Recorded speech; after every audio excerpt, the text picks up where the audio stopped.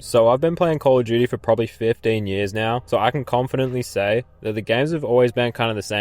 And I may sound like an unk saying this, but back then, it did actually feel fresh every year, and we would play it for the whole year. Kind of crazy, but even if you think about games like Ghosts, which people used to hate, people now weirdly miss. And I've said it so many times, but now every new COD just feels so corporate. Not by people who play or love the game, but by people who love profit. Even like this year's COD, it looks good, it sounds good, but something just feels off. And if you've watched my videos, you know I've said this a million times, but recently some interesting stats have emerged, and that's how much Black Ops 6 has dropped huge numbers. So when it dropped, it actually outsold Modern Warfare 3, like the previous year's release, by over 13 million copies, which is crazy, don't get it wrong. That's like half the population of Australia. So technically on paper, hype was super strong, and people were genuinely excited to see Treyarch making CODs again. Even I, when the game first came out, loved it. I played for like 2 days straight, but I don't know, something just felt off, and I wasn't as intrigued as I always was. But interestingly enough, Black Ops 6 actually has fewer active players right now than Modern Warfare 3 did at the same time last year.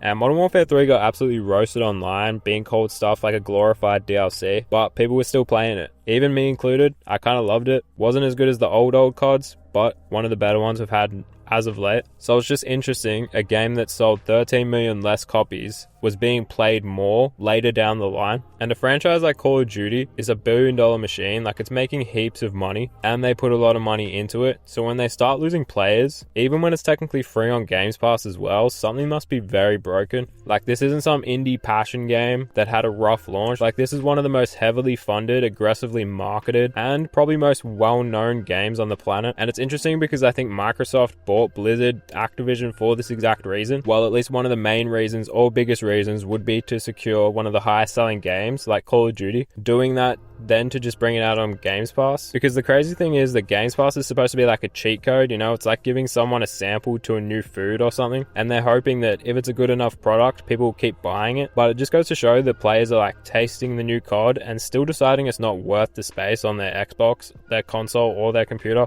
And don't even get me started on the amount of space it actually takes up on your drive. I see heaps of people complain about this too. I'm not even exaggerating when I say COD is holding people's hard drives hostages, man. Black Ops 6 requires around 150 gigabyte of storage space on consoles, and even up to 300 gig if players choose to download everything associated with it. That's 50% of someone's storage if they only have a 500 gig Xbox or PlayStation, meaning you can only have a couple other games on your Xbox at a given time. And at some point, it kind of becomes a little bit insulting. There's no data on the disc, you still have to download it, and it's because of the kind of dumb idea that was COD HQ. And when I say dumb, I just mean that realistically most people aren't going to go back and play the older CODs. I'm talking about the ones that released like 3 years ago or even just last year. People go back to old gen CODs like me, sure, but realistically no one's out here playing Vanguard or anything like that. So there's no need to merge them all. It's almost like if Netflix made you download every single movie in 4K just to watch one of their shows. It feels kind of anti-player, and it feels kind of lazy on their behalf. And not to get deep, but it feels like kind of a lack of respect for the player's time and setup. Like, not everyone has crazy fiber internet or 4 terabyte hard drive. Some of us have been playing on the same Xbox for 5 years, and we have the small model. Literally just trying to fit in a couple games, and this one title is taking up more space than anything else on the device. And I'm just reading now as well that when Black Ops 6 launched, Comcast, like an internet provider in America, I think it's Xfinity or something like that, their traffic spiked by 20% on release day, and that's the highest daily surge they've ever seen. Like, think about that. This game is literally breaking internet service records just for downloading stuff day one. And of course, one of the most hated things is skill-based matchmaking,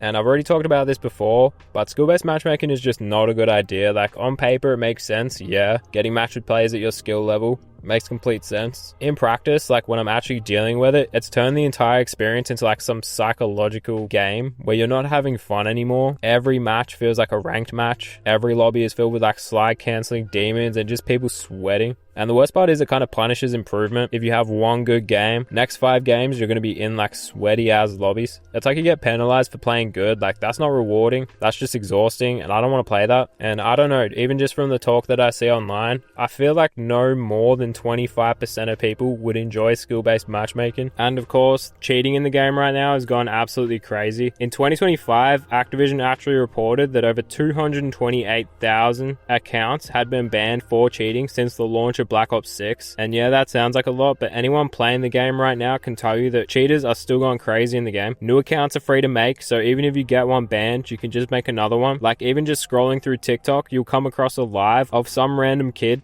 selling cheats directly through TikTok, and every time someone like kills you in a sus way, you legitimately have to question whether that was legit. And yeah, Call of Duty keep talking about Ricochet, their anti-cheat system, but it definitely still hasn't lived up to its expectations. It's more so reactive than it is proactive, and it catches some people, yeah, but I don't know, I just feel like a lot slips through the cracks. And the amount of money that these cheat providers get, they're not going to stop anytime soon. I don't blame them, but it does suck. And combine that with skill-based matchmaking and you've got an absolute deadly combo. So like the better you get, the more chances you have of running into a hacker. Like that's not fun, that's just stressful. And it's crazy that people can run around hacking, but God forbid I get on the microphone and talk some shit and then get my account banned for 2 weeks. Like the censorship is also going crazy on Call of Duty. And again, don't want to sound like an unk, but that's not how it used to be. It sort of used to thrive off that stuff. But something that I have seen is the bundles, and they keep getting crazier and crazier in terms of the fact they're about $30 and all you get is one skin and a couple weapon skins. And when I say weapon skins, I don't mean the kind of like Black Ops 2 DLC where you pay $3 and can use the skin across every weapon. It only works for literally one gun.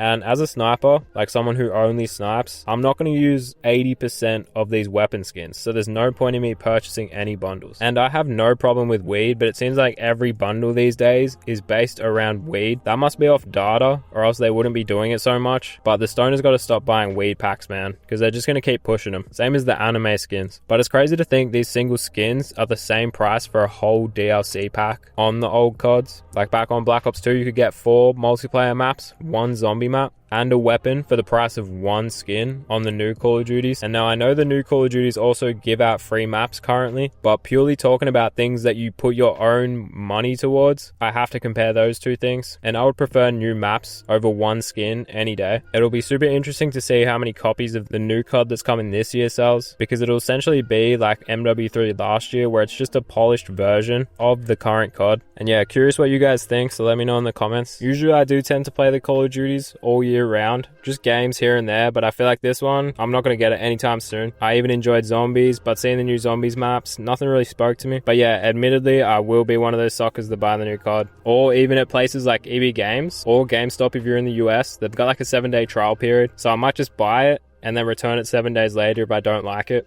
And if I really enjoyed it, then I would play it on Games Pass. It feels like I'll probably be playing Black Ops 2 for another couple years if COD keeps going down this track. Hopefully the older CODs come out on Games Pass soon. That would be super sick. I know I've talked hella shit on Games Pass, but that would be super cool. Which I think they might actually, because the other day, Xbox gave away for free all of the COD 4 map packs. So I thought that was kind of interesting that all of a sudden they would do that. I guess in my eyes, maybe it's a hint towards releasing the original COD 4 on Games Pass because they want everyone to be in the same servers, not separated by map pack. But yeah, it sucks I have to talk so negative about COD because I truly do love it. I'm just going to end the video here. As always, leave a like if you enjoyed it. All my links are down below. That being my Instagrams, my clothing brand Memory Faded, which is almost out of hoodies and still has some air fresheners, my streaming platforms, and yeah, that's it from me. Deuces.